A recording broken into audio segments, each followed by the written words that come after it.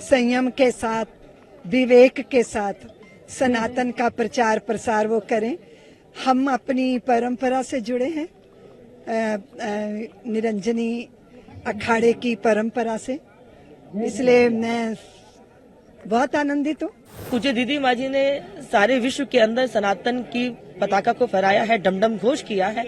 हम सबका भी धर्म बनता है कि जिस धर्म में हमने जन्म लिया, भारत की भूमि है, यदि हम अपनी भारत की भूमि के लिए कुछ न कर पाए तो हमारे जीने का कुछ औचित्य नहीं है। सत्यप्रिया गिरी, उनको आज निरंजनी अखाड़े का महामंडलेश्वर बनाया गया है और हमें पूरी आशा, पूरी उम्मीद है कि वो सनातन धर्म का प्रचार प्रसार पूरे देश विदेश में करेगी।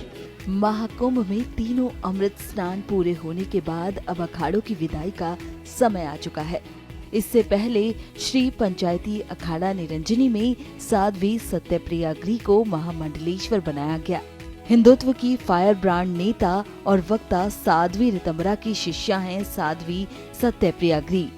साध्वी सत्यप्रिया गिरी के पट्टाभिषेक कार्यक्रम में फूलों के साथ सैकड़ों मालाओं का इस्तेमाल किया गया। हजारों लोगों को भंडारे का प्रसाद खिलाकर दक्षिणा भी दी गई।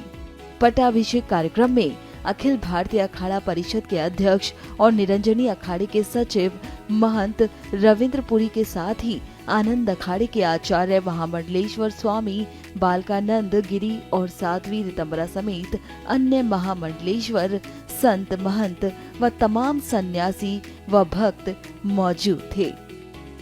साध्वी सत्यप्रिया गिरी का पट्टाभिषेक वैदिक मंत्रोच्चार के साथ किया गया। धर्म के जगत में बहुत सारे धर्म योद्धाओं की जरूरत है।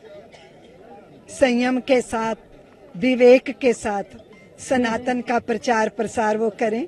हम अपनी परंपरा से जुड़े हैं, निरंजनी अखाड़े की परंपरा से, इसलिए मैं बहुत आनंदित हूँ और पूरे भारत के सनातन जगत से मैं निवेदन करती हूँ।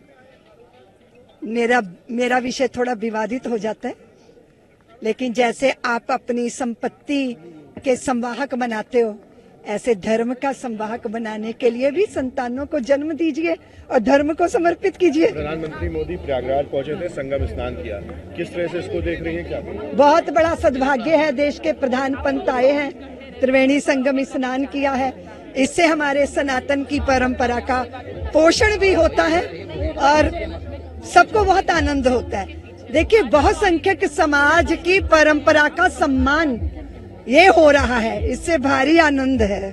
निश्चित रूप से मेरा परम सौभाग्य कि श्री निरंजनी पंचायती अखाड़ा में मुझे आज महामंडलेश्वर के पद पर सुशोभित किया है। ये मेरे गुरुदेव की मुझ पर कृपा है और उनका जीवन सदैव राष्ट्र के लिए समर्पित रहा है। उसी परंपरा में जुड़ते हुए, परंपरा के गौरव को आगे बढ़ाते हुए, और इस राष्ट्र के लिए ही साधु का जीवन होता है, धर्म के लिए साधु का जीवन होता है। तो मेरा सौभाग्य कि मुझे उस पद पर कार्य करने के लिए सबका आज आशीर्वाद प्राप्त हुआ, तो चित्त में बहुत आह्लाद है। दो जिम्मेदारी, एक पहली जिम्मेदारी तो आप महामंडलेश्वर, दूसरी इतनी ऋतंबरा जी की शिष्या भी आप हैं, तो किस तरह से? निश्चित रूप से समाज बहुत आशा की नजरों से देखता है, क्योंकि पूज्य दीदी माँ जी ने सारे विश्व के अंदर सनातन की पताका को फहराया है, डमडम घोष किया है। हम सबका भी धर्म बनता है कि जिस धर्म में हमने जन्म लिया, भारत की भूमि है, यदि हम अपनी भारत की भूमि के लिए कुछ न कर पाए तो हमारे जीने का कुछ औचित्य नहीं है। हर जीव अपने राष्ट्र के लिए करना चाहता है और हमारी पहचान हमारी भारत माता से है। तो जो भारत में रहते हैं और भारत में रहने के बाद भी भारत के गुण नहीं गा सकते, तो निश्चित रूप से उनको गुण गाने चाहिए, क्योंकि भारत की भूमि है और वो हमें परंपरा से प्राप्त हुआ है। तो उस देश हित में जो भी श्रेष्ठ करना होगा वो हम करेंगे। बिल्कुल हम उसके लिए लड़ेंगे, संघर्ष करेंगे और वो हमारा सौभाग्य होगा। और दूसरी बात यह कि वहाँ की प्राचीर भी, दीवारें भी चिक चिक के कह रही हैं कि कृष्ण जन्मभूमि मंदिर है। और आप काशी में आ जाएं तो काशी की भी दीवारें चिक चिक के कह रही है ये मंदिर है। तो ये तो झूठा हट है ना, बेमतलब की दावेदारी है। उस दावेदारी को कोर्ट भी खारिज करेगा।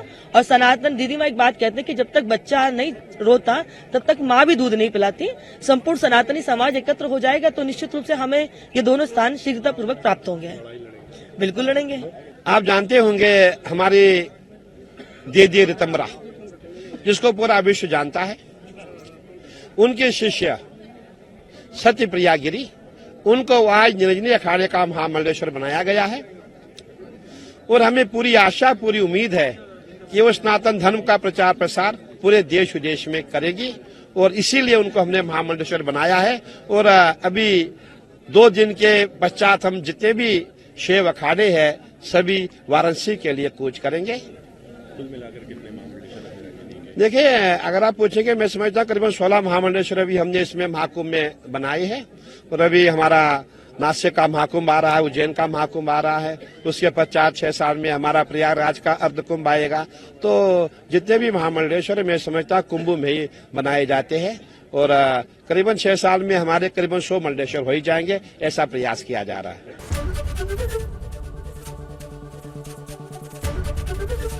एबीपी गंगा, खबर आपकी, जुबान आपकी।